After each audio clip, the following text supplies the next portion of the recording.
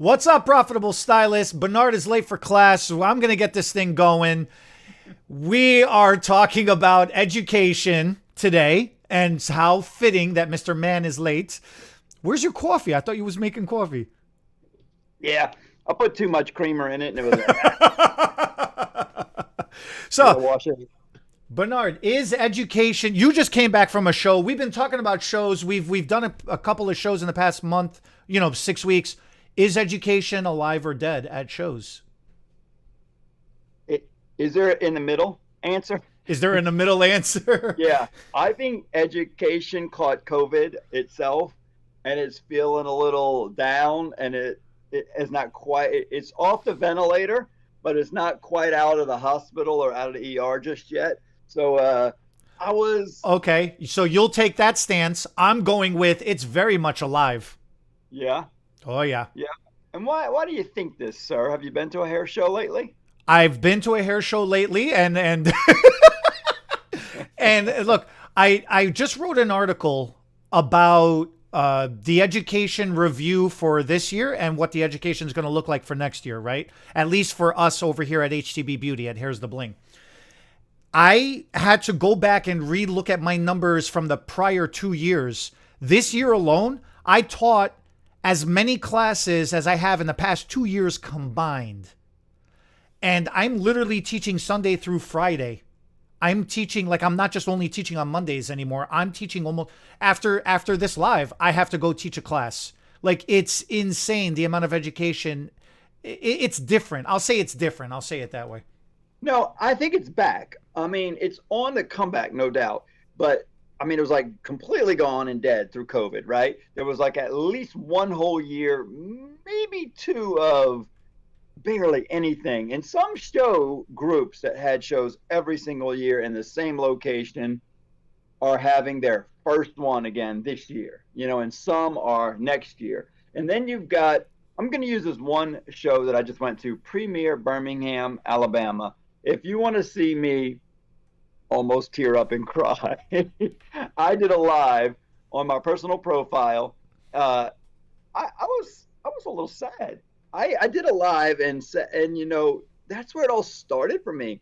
I failed every book report through grammar school and high school because I would not get in front of a crowd and speak publicly.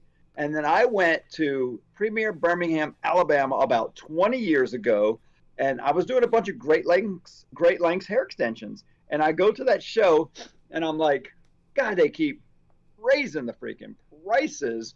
And I'm in a small town, and I don't believe that you can like price yourself out of a community. But this was when I was a much younger man, and I was getting a little nervous about getting priced out. So I was looking for competition, and I found it. I found SoCap at the time, which is now C Hair. And I found it at the Premier Birmingham Hair Show. And from there, started using their product. So it was about this time of year, because we just went there last weekend. And by the end of the year, I was buying so much hair, they asked if I'd be a distributor. Didn't know what that meant. But I Mhm. went to New York's hair show, first time ever. Oh my God, big old gigantic show. And so much going on. They asked me to work on stage, scared the heck out of me. Make a really long story, really summarized. I got on that stage and did hair and found myself, found out that I knew a lot about this one little topic that I could talk forever on. Did it from a stage.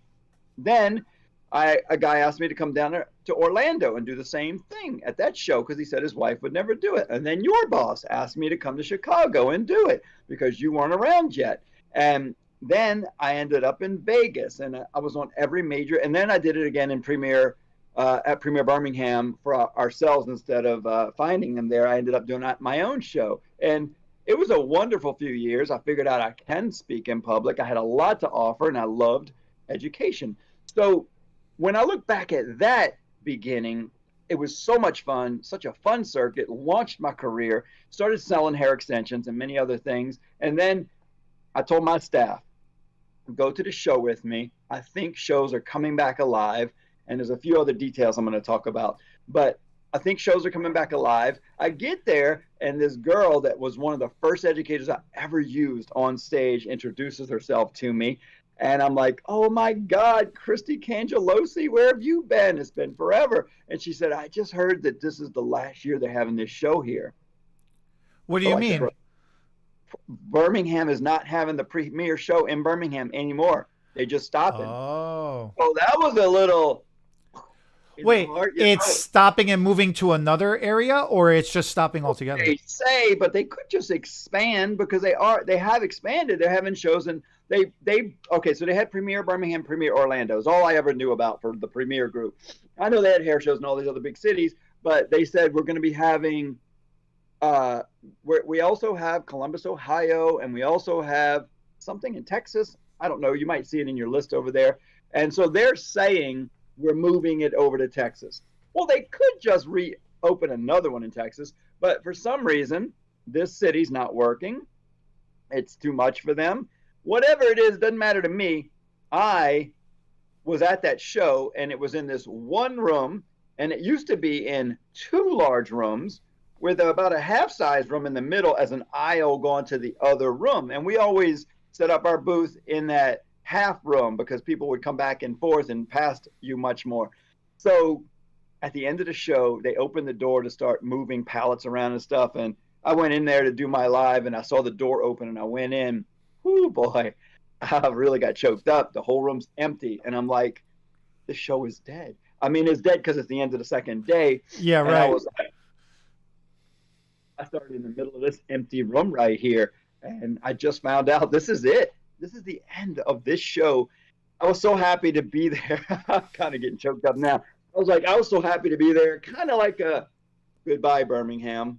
Probably not much of a reason to ever go there again unless I get a local class, but no big hair show. And that's sad for the area. There's a lot of locals that go to that show because it's easy drive for them. They spend the night in their own homes, but half the hotel was being remodeled. They didn't have the party in the hotel like they usually do. So for me, it was a heartbreaker. It was like, oh, it sucks.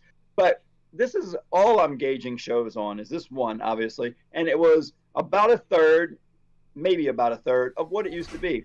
And so for me, it was like, it probably was zero last year and the year before. And so, yes, education and shows are back. And I think there's nothing like in person, one on one. I love online training. We have online training. I think you can get something there, but I think at some point you got to get in front of your mentor, your educator, get the hands on, get the little slap on the wrist. No, no, no, that's not how you do it. I mean, you can't do that through video. You can't help correct somebody's hands through video. So Yeah. there's nothing like in person training to me. So in Chicago, there is the America Beauty Show, and it for the longest time it was in a city called Rosemont, and it was in a suburb. It wasn't downtown in Chicago proper. And it was a great show. It was an amazing show, amazing place to get education. Then it moves to downtown to Chicago. And that's where Now, it still is, right? no, it's actually moved back to Rosemont. Did it? It's not in Chicago no more. So when it moved into the city, it was horrendous. Everybody was complaining about it. Everybody was saying like, "This is why did you move? It's BS." And it was. I hated it. I hated every minute of it. And then I know the girl, who's in charge of the education for the show. So every time I would go down there, I would talk to her and I would say, how is the classrooms? And she'd go, it's a hot mess. Everything's chaos. It's a hot mess. So over the past couple of years, the education has just gone down and down and down and down and down to the point where nobody wants to go down there because the show floor turned into a flea market, which then the education classrooms turned into just a bitch fest in essence. Is this the first time it's back in Rosemont? So this is year 3. So this is the past 2 years, right after. Actually, I got to look that up. I might be wrong. I think it came back and then COVID. The whole thing with the COVID shutdown really messed me up. I don't know what the hell was pre or after anymore. Right. But what I will say is this. The past 3 years or the past 2 years now, the show floor itself is focusing, like the main stages are focusing on education. They're not just, It's not a circus act anymore on stage on the main floor, which then it raises the bar because when you get to the classroom, The educator in the classroom has competition now. They have to do better education. Otherwise, I'll just stay on the show floor the whole weekend. Why do I need to take away and go to a classroom? So from that perspective, it's super exciting and inspiring to see that it just raises the bar and it's getting better and better and better. Now, for example, the Columbus, Ohio show, that one is known for education. They're big sticklers about presenting themselves as education. So I've never noticed anything about the show floor itself. I don't know how good or bad the show floor is because that's how big that one is. Orlando is a massive hair show. Usually. Usually. I don't know. They told me the numbers dropped, but that's who knows what's going on right now. But I can tell you in the past, the Orlando Hair Show was so big, I would forget that they had education.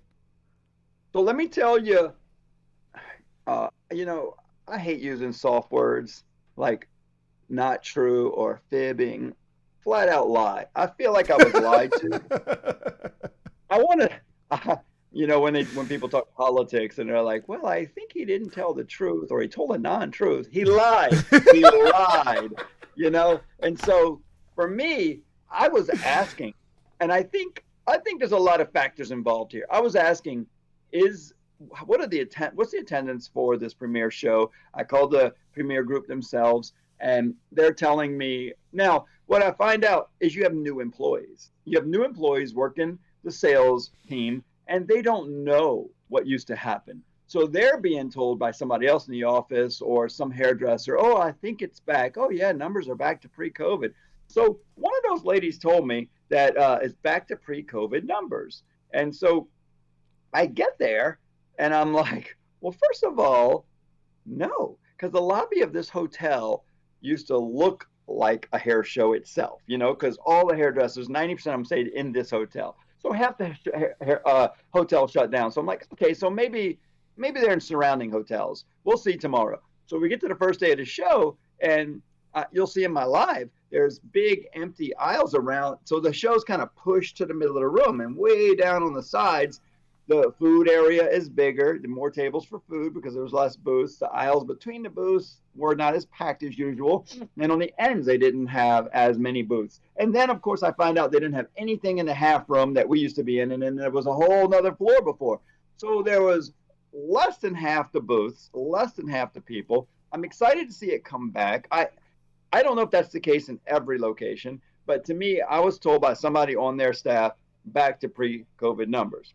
Yeah, maybe right before COVID, where it was already dying anyway, and maybe that's why they're leaving that location. So it's hard for me to say the state of all hair shows, because I don't know, maybe different pockets are back to pre-COVID numbers, but I can tell you Premier Birmingham was not, and I see why they're closing it down. For some reason, it's not there. They're not selling well. Hairdressers don't want to go back. It's after COVID. Who knows? But let me tell you the good side of it. You're right. Not as flea marketing. So I consider COVID like the big cleansing. I think it cleansed the business on two levels, the hairdressers and the vendors. I think that the hairdressers that just jumped in because they didn't know what else to do with their lives and they're just kind of barely making it by, being very unprofessional, doing haircuts and color too cheap just because they didn't know, they didn't care, they didn't want to be business people or professional, they didn't make it through COVID. Mm-hmm. So they started working at other places or became something else. And so to me, I think it was great that our side of the hairdresser side of it got cleansed and we got rid of the not serious people because they couldn't survive.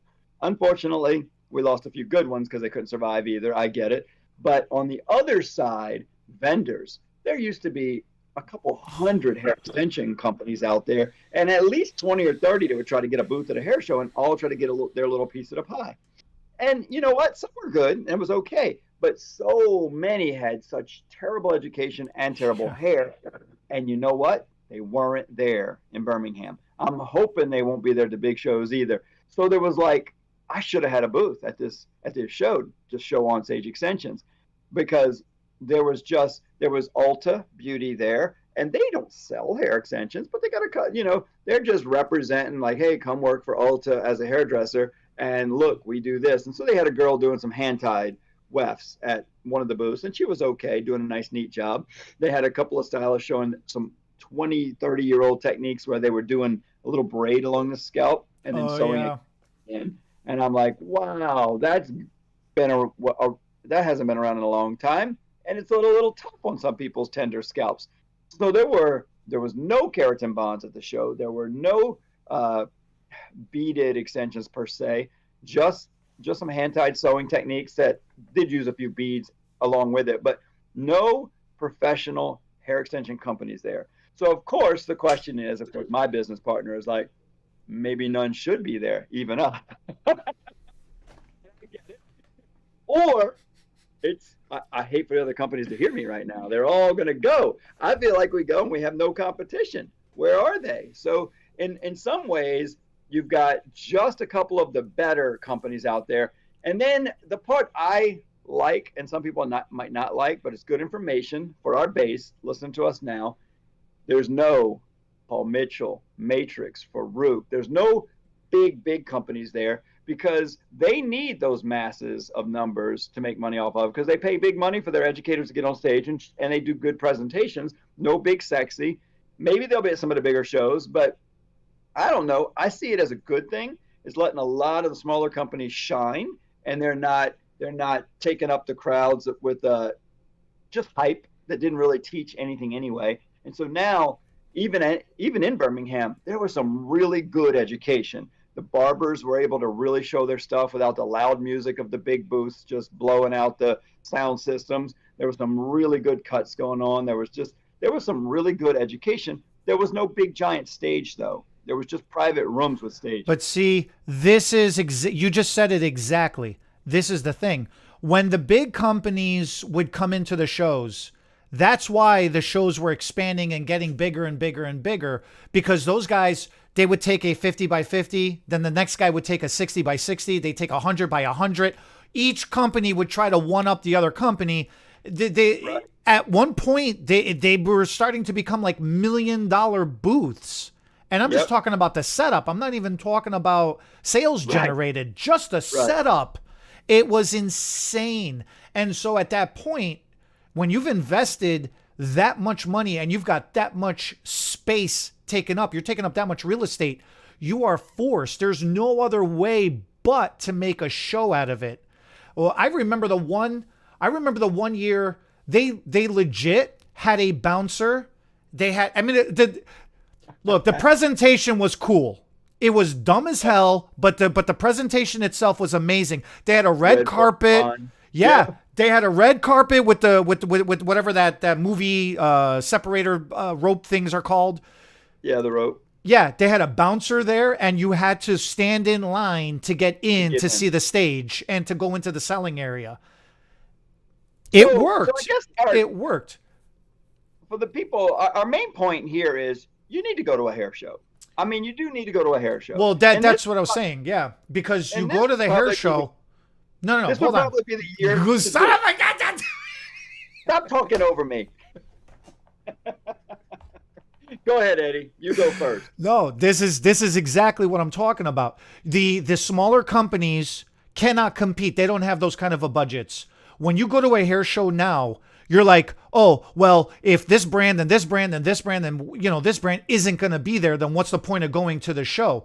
And I tell people, no, it's the opposite. This is the best time to go to the show, because now you get inspired by somebody you never seen before. You got a fresh take on things.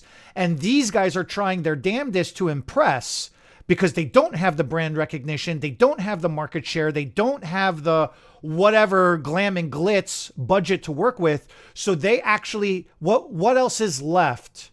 Raw Well, knowledge and quality product.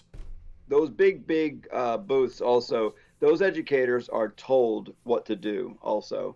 So they're like, this is the focus, this is the product we want to sell, do something to sell this product. So it doesn't come from the heart quite as much. The smaller companies like us, we aren't told what to say. We love what we do, what we sell, what we're doing every day. And so when we're passing it on, we're bringing a couple of stylists from our own backyard, people that use our product, and it's heartfelt, real education.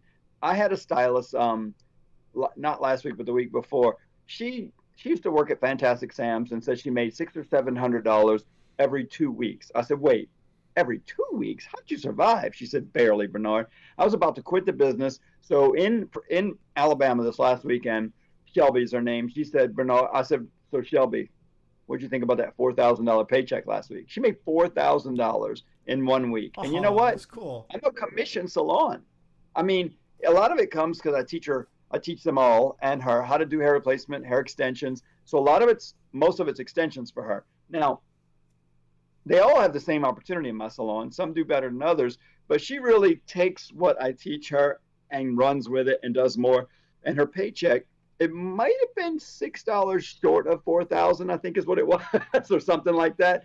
But it was right at $4,000. Now she's regularly making, give or take a few $100, around 2,000. So it was a doubly good week for her. But a hairdresser that makes $2,000 to $4,000 in a week, I mean, because of the things I helped teach her, she came to the show with me, and her and I are looking at the show in a different way.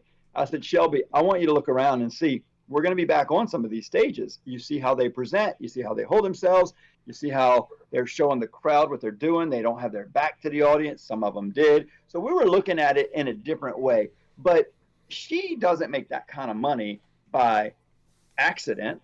That's from the passion that I have. And then I'll bring her to a show to share the passion of how she makes so much money doing mostly hair color, highlights, ombre balayage, but a big portion of it is extensions. And she does 3 and 4 clients at the same time. And she'll just pull in the non-busy hairdressers to help her and assist, and she makes a killing. So if she made 4,000, she helped assistants make hundreds more than they usually make that week because some of the money's going in their checks too. So I just want to let people know out there it can be done, and you can make more money. That's why I like to work on the platform of the profitable stylist. I know some of us do it for fun because we care, because we're passionate about it, and we just love people, or we love the art or the creativity. But if you're not making money, is it worth it? I mean, maybe your spouse makes all the money you need to survive and you just do it for fun. Well, good for you. But if you are doing it to make money, think about how to do it more efficiently, more effectively, and how could that happen? And maybe get in the description below and join one of our educational classes and figure out how to do that, because it can be done. It really, anybody you ever listen to, they always say, what is your habits? Who do you hang out with? What do you read? What do you consume? Right? What is your diet? And the diet, most people say, like, oh, if I say to you, what's your diet? You're like, oh, I eat healthy. I try to eat this. I try to eat that. They think about food, but it's not just food. What time do you wake up? Do you consistently wake up in the morning at the same time? Do you have a regimen, a routine?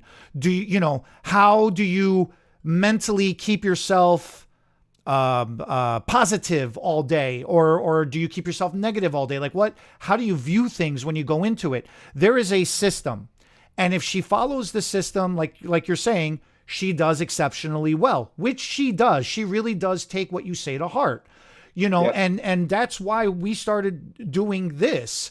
We have a system that we follow. And how many times, I've lost count, people come up to us and they say, it was so much fun working with you guys this weekend. I want to get into this. I want to do this myself. Or I'll get a phone call and they'll say, I want to become an educator like you. How do I become an educator? And I usually say to people, don't.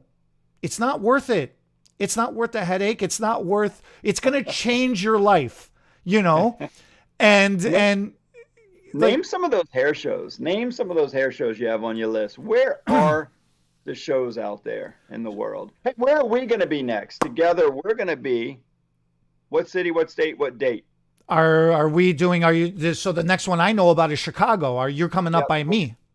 So, right, I'm going up to Chicago. We're going to do that show. It's called the America's Beauty Show. Do you happen to know the date? I'm going to talk a little bit about it. We're gonna show on stage extensions and have a few other things going on. But I'm going to tell people so they can schedule it out on their calendars ahead of time. I think it's Got in it. April, right? Yeah. What's the date? April 15 to April 17. So 15 Saturday, 16 Sunday, 17 Monday.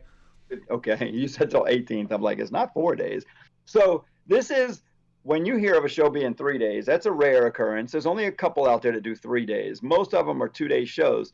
This is a 3 day hair show. You don't have to go to every day. It's a Saturday, Sunday, Monday show. I think New York is a Sunday, Monday, Tuesday show, or it was in the past. So in Chicago, generally Saturday is a more of a arrival day. They do have a few more Well, it's an students. international hair show. We also have the North American Hairdresser Award ceremony, and we have the Oh, Behind the Chair ceremony. We have a lot of award ceremonies at this show. This show is big. right. So that was what I was getting ready to say. Be a business person. Don't just sign up for the show and then show up. Be a little more proactive. Read the whole website and find out what awards are going on. You can dress. I mean, I know some of you don't care about this, but some of you are going to dress. Some people are dressing in tuxedos. They're dressing up in full suits, very nice outfits, and they're going to just watch the award ceremony. And some are getting awards. And so figure out how to get the better seats there or just go for fun, bring your staff. I mean, it can be pretty fun and rewarding, but of course, it's the education. You can come see us. There'll be a showroom floor. There'll be private rooms. But other than that, there's other hair shows probably before then that you could attend. But if you're going to, schedule ahead of time, save your money, and spend your time, I think seeing us is your best idea.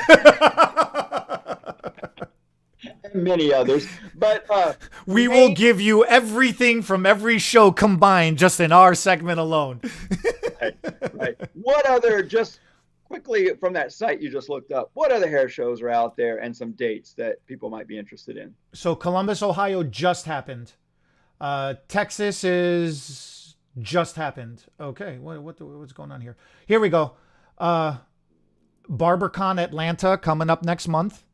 BarberCon. BarberCon. Hair Love Retreat coming up in Mexico. So that's in January, right after New Year. Literally right after New Year, the 7th to the 13th. Naha this year is going to be in Long Beach in January. Okay. The IBS New York is actually, it's still Sunday through Tuesday. You were just saying that. So that's cool. When is it? What date? March 5 through 7. The 5th through And the that was 7th. always difficult. New York and Chicago were they're kind of close together. It So was always within like a week or two apart, and then it was always like in the middle of a blizzard. So that's just so insane. one year you might do Chicago, one year you might do New York. Unfortunately, in the past when we were teaching, we would have to go to all of the shows. I say unfortunately. It was a lot of fun, but it was also a lot of stress It was a getting lot. Being a road warrior is not easy. and when you had a lot of booths set up, you were shipping booth materials from one convention center to the next, hoping it got there on time. So those are the logistical back room problems. But other than that, the shows were fun to go to. Yeah, Anaheim in April, Chicago in April. What was this? Barber Expo in May. Orlando in June. So what we did, And go Vegas. ahead. June, July, and then the premiere. The next big premiere show will be in October. June, and then in October will be the last one. Well, listen, I Googled Hair Show 2022 just to Hmm. see. So the sad thing was, before the internet, in the early days of the internet, there was no list anywhere. You hoped that Modern Salon or American Salon put it in their magazine, but you didn't necessarily get all the shows in there. Not everybody got listed in there. So it was hard to find the shows in the past. It's so easy to find them now. There's no excuse to not go at least one a year, but at least one large show and multiple small shows near you should try to get to. Your vendors will have small shows, but go get that education. I can't say enough about the motivation that happens. So let me jump up on my soapbox Oh. for you want to talk for a minute before I do because I'm going to be a little bit. Well, so motivation. You just say motivation. So I can tell you the motivation I was telling you this morning before we went Go live. ahead. Or do you want to do your soapbox first? So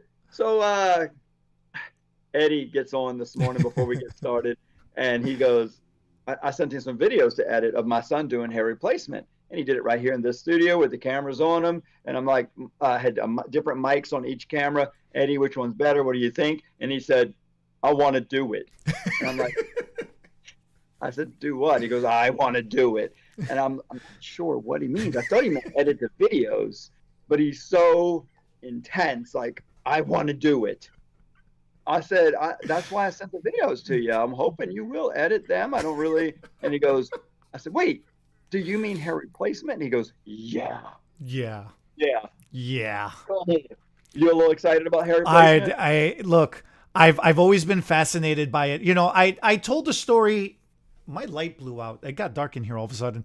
Well, Eddie went to the American Hair Loss Council with me, and then I went to Transitions the next week. And a little side story, those are these little bitty hair shows with a few hundred people at them that are niched down, and they're very expensive to go to, and they're about a specific topic. So Eddie started off helping me out with that and got a little brainwashed and like hair replacement's where it's at. But we're telling you guys, start at the big cheap shows, less expensive to go to, a lot of education, and then decide where you're going to focus. And you might focus like we do. But Eddie, I'll tell you, man, I went to those shows and it was eye-opening. It was extremely eye-opening. The level of quality of people, the quality of product, the quality of education. There's expectation in there naturally built in as well. And my only experience with hair with hair replacement was the story I've told about my uncle punking my younger brother. You know, he says, "Oh, you're driving me crazy, kid. You need to behave." And my kid, you know, my brother was younger at the time, so he kept acting up. And my uncle goes, "You drive me so much crazy, you want me to rip my hair out?" And he goes, "Ah!" And he ripped his piece off. And and it scarred my brother for life. And it was hilarious at the time, right? But that's all I've ever known about it. And back then, it looked like a rug. So I just never, I always wrote off hair replacement as whatever. But after coming here and after seeing the live models be done, I'm like, damn, this looks good. This looks really freaking good. Then I send you a video to edit. You sent me the video to edit. So now I'm like, all right, I got to make an educational video out of this, right? You gave me like an hour of raw footage. Actually, it was 54 minutes. Brennan with goofing off and talking and, you know, whatever, just slowly just doing it for the camera. He had to adjust the angles. In less than an hour puts hair on someone's head. Yeah, 54 minutes with all of that stuff. And so it was like, yeah, it really took him less than an hour to do it. But to watch it from start to finish, and I'm sitting there, and I'm just sitting there watching. And I started off like this, and then I've realized I start doing this.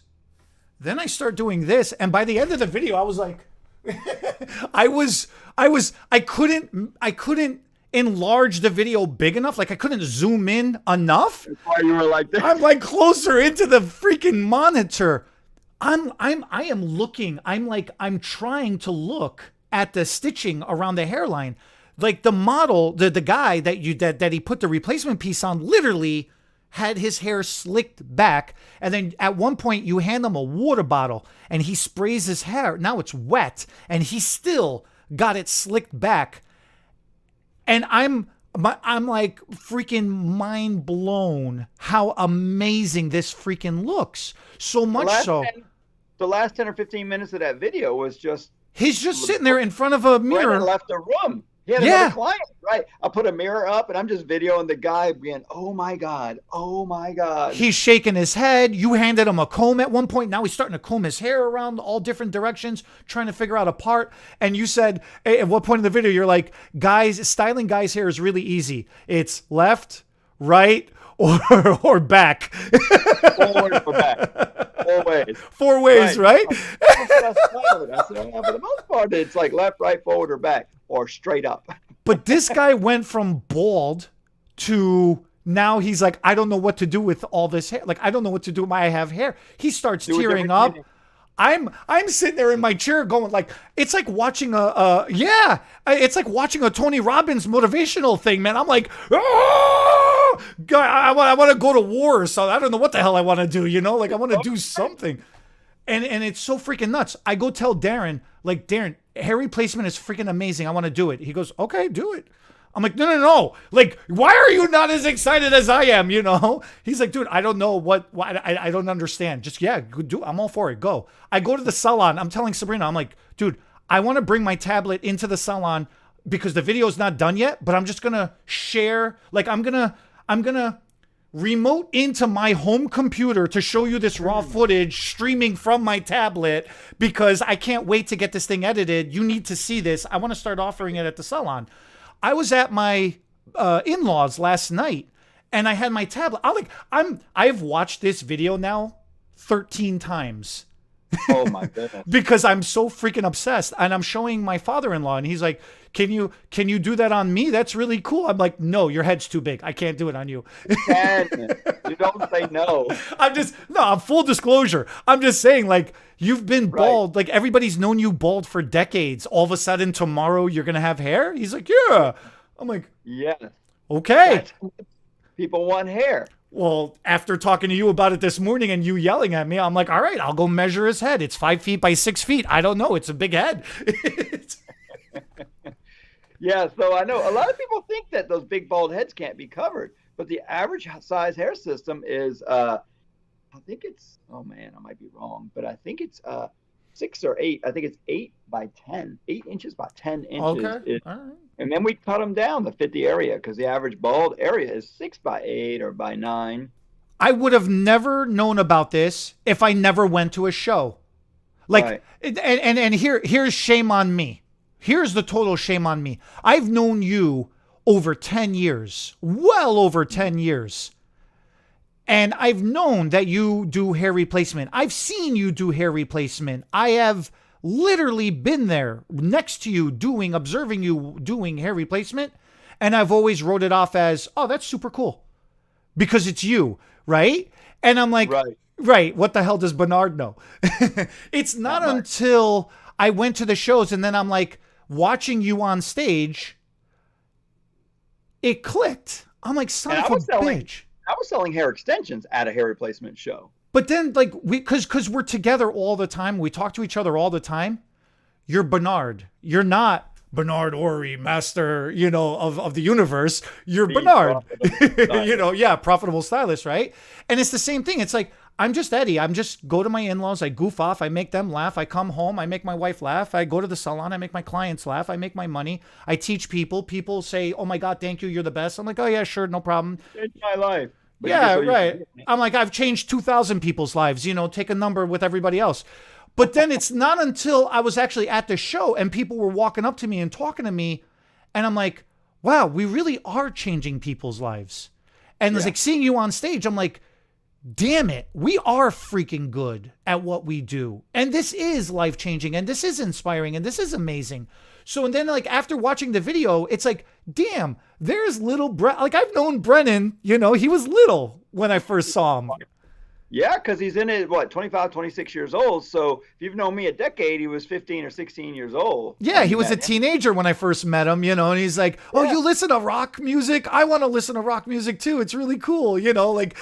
Now he's got tattoos. He's married now. He's all grown up. And he's our second performing stylist in the salon, so his paychecks aren't far behind Shelby's. So that's amazing. Ready to pass both of us up in income. No, good on him, and good on him. It was like getting to hang out with him at the show too, and like watching him do it. It's like, man, this kid grew up, and he's learned a skill. Surely I can. Yeah, right? And it's like, I want him to be successful. I'm proud of him if he can pass us up in profitability and in the industry and stuff like that. But then there's also that competitive side of me too. It's like, listen, son, you're still 100 years too soon to pass me up, Right. And so that, I said I did extensions at the show, but I forgot that I was also on stage for John Renault. And I gave a lot of my glory away because I had Brennan do the physical stuff. I just put the mic on because I knew he couldn't articulate what was going on, but he can do the work. So that video I sent you to edit, that's what that's all about. That's his first practice of doing it in front of the camera. He doesn't know what to say. I didn't help him any. He's just doing hair replacement. I said, would you like to explain what you're doing a little bit here and there? This is practice for you to learn how to teach a crowd what you're doing. But in in was He's it like, Charlotte? yes, I'm applying adhesive. I'm like, oh, okay. And then? And now I'm right. So for the AHLC, American Hair Loss Council, I did all the talking for the John Renault segment and told everybody what we're doing, why we're doing it, how easy it is, and that we have online education that you can buy. And Brennan was just doing the work. And I said, look, I taught him. If I can teach him, I can teach Mhm. you through online training. And so that was our spiel. But he got to feel what it was like to. He was surprised at that show where it's supposed to be more professional hair replacement people. He said, Dad, I was I was surprised at how little people knew. I thought these guys knew how to do hair replacement. They walked up and they're like, "Wait, what are you doing there?" It was simple steps. He said, "I'm applying adhesive." I mean, what? He said it. I felt like I was saying stupid stuff, and they were like, "Wow." I said, well, some of them are just getting started and they've never done it before, or they're applying adhesive with a different tool and they love what you're doing. He was putting these marks down the center to know where to put the hair system down. And they said, now, why are you putting those marks? He said, so that it goes right back where it's supposed to be at. And they like, that's a great idea. And he said, I felt like a rock star, but the whole time I'm thinking, well, I learned it from my dad. Why don't you take his training too? Well, thank you, Brendan. I'm glad you give your old man some credit. He knew where he got his training from, but that was kind of cool too because then he got to realize who I am. Like I feel like I'm just his dad too, but as he's starting to get all this recognition, people are like blown away at what he's doing. He's like, wow, my dad's not just a regular hairdresser. He's taught because you don't get that kind. I just feel like a regular guy too. But when I teach, every time I teach, I either learn something about myself or I accidentally, like somebody will make a mistake that I think is genius, and then I add it to the class. It's like, nope, that was a great mistake. So glad you screwed up like that because that's a good idea. Mhm. And when you travel the country and you learn from that many people, you get to pick up all those little tips and tricks, and you get to learn a little bit about yourself when people complain, when people love what you do. Either way, you learn how to be a better educator and you don't realize the little bit you grow every single class until it's years later and your kid recognizes it all in one weekend and puts it all back on you like you're amazing. And to hear it from your kid in front of these other people, it was fun. It was very big ego that weekend, really grew my self-esteem. But at the same time, I started to, with humbleness, realize like I have a lot to offer. And I got a renewed sense of I'd like to go back to the hair shows. I'd like to go back and share. This is the most amazing hair extension technique I've ever seen. 30 years of doing hair, I liked and loved some of the techniques along the way. And don't get me wrong, I still love she hair. There are some things it does that no other technique can do. But there's a handful or more than a handful of things that this technique blows every other technique away in every class we teach, even though most of them are kind of small right now. I think it's just starting to blow up. A few people are starting to realize, like, wait, what? You can put a weft in 6 or 7 minutes? That's unheard of. No, I got a text early this morning from China. Try our weft, no mustache. And I was like, they do call it the mustache hairs. Our weft doesn't have mustache. It's called return hairs, but it doesn't have those little short hairs in it. So no short hairs, goes in quick, high quality hair, doesn't shed. I mean, reusable. It's crazy how much I'm loving this technique. And I want to pass it on, and I can't figure out how to get it to the most people the quickest. And I think it's going to be hair shows. We're doing online, we're doing Facebook, Instagram, but we really need to get it out there because that's changing people's lives is what it's all about. And I'm having fun doing it with this new brand. I think it's our time's up. I got another meeting at 11 o'clock and you got a class to go teach. I got Any a closing? class to go teach too. Yeah. You know, it's yeah, no, it's just recapping what we've been talking about. The education is improving. I think there's been a stereotype or how you call it, like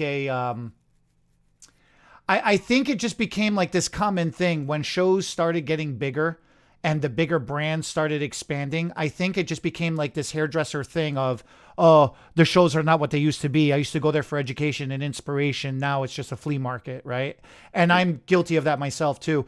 I think nowadays the shows are getting better because the bigger brands aren't going there as much anymore. And I think, and I'm not trying to knock the bigger brands. I don't mean it that way. It sounds bad saying it like that.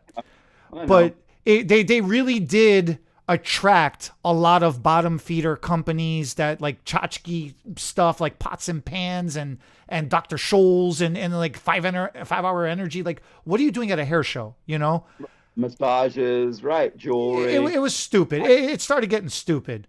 So now the shows, it's been cleaned up. On education, and I like it. And you like it, and it's inspiring to go to see. So that's the thought we'll leave it on. Let us know how you guys feel about it. What shows are you guys going to? And let's start the hype train for Chicago in April because we're gonna be there. Right. All right, Goodbye, thanks guys. everybody.